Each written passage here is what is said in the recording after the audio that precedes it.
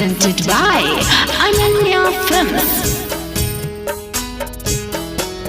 पापा जी हमारा कैसन दुल्हा खोज दिहाला। पापा जी हमारा कैसन दुल्हा खोज दिहाला। पूता दिनों रात नशे में डूबल रहेला। काबो गांजा काबो दारू काबो भांग घोटेला।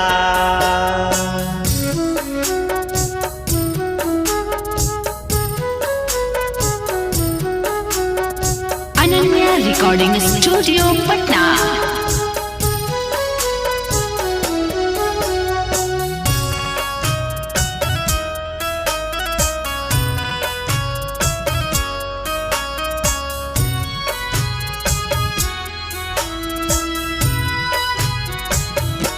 केतनो कहीं ता सुनेला नहीं बात हमारी। केतनो कहीं ता सुनेला नहीं बात हमारी। काम करे नहीं जाला घरवा से बाहर। काबो गांजा काबो दारू काबो खाले लारी।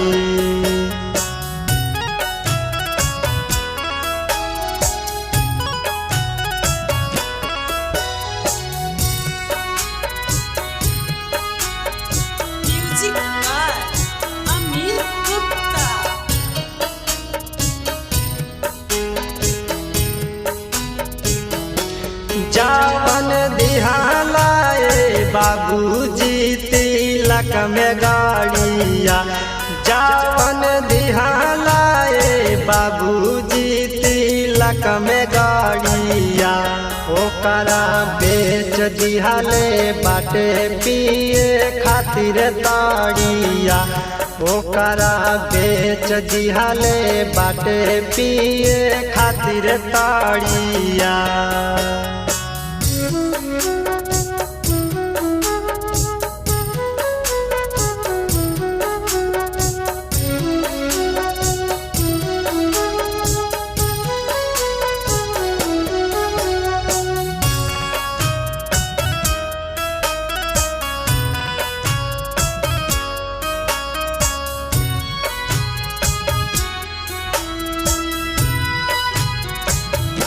पूजे रंधिर पिया कड़वा के संगतिया धैले बा।